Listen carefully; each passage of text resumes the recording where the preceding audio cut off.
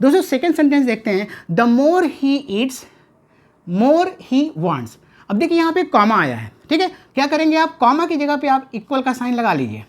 अब आप चेक करेंगे कि पार्ट ऑफ स्पीच, इस साइड में सेंटेंस देखेंगे उसका कंस्ट्रक्शन सही है या नहीं, या पार्ट ऑफ स्पीच देखेंगे। तो देखिए यहाँ पे क्या है, ईट्स क्या है, ये वर्ब है, ठीक है, ये क्या है, ये एक प्रोनाउन है। देखिए हम पार्ट ऑफ स्पीच देख रहे हैं यहाँ पे, ये क्या है, एडजेक्टिव है। दोस्तों ये क्या है, आर्टिकल है।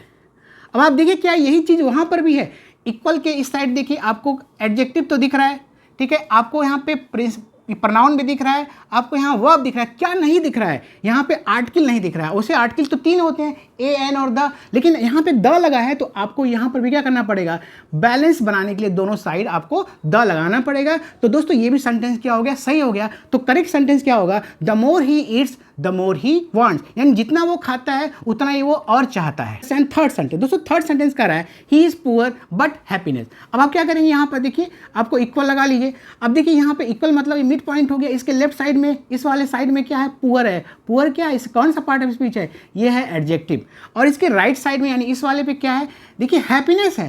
हैप्पीनेस क्या होता है दोस्तों, मैंने आपको बताया हुआ है, मेंटनेस टाई इटाई। देखिए मेंटनेस, नेस आ गया ना, टाई इटाई, ये किसी भी वर्ड के लास्ट में दिखाई देता है तो वो क्या होते हैं, नाउन होते हैं। तो यानी ये क्या हो गया, नाउन हो गया।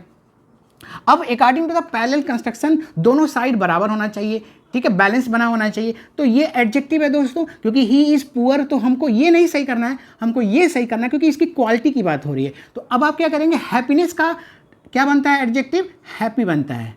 तो आप बोलेंगे he is poor but happy, वह गरीब है मगर खुश है। Now let us see fourth one. He is not only famous for his wealth but also for his wisdom. अब देखिए यहाँ पर आपको क्या करना है, इक्वल वाली चीज़ें नहीं करनी है, क्योंकि ये पेयर कंजंक्शन है। इक्वल वाला चीज़ कब करेंगे, जब आपको एंड, कॉमा और बट दिखाई देगा। यहाँ पे आप कैसे चेक करेंगे इसको समझिए। देखिए नॉट ओनली आया है, नॉट ओनली के बाद देखिए ये फेमस है, ये फेमस क्या है, एडजेक्टिव है। फिर आपको फॉर दिख रहा है, फिर आपको हिज दिख रहा है, फिर आपको वेल दिख रहा है, यानी नॉट ओनली के बाद आपको एडजेक्टिव दिख रहा है।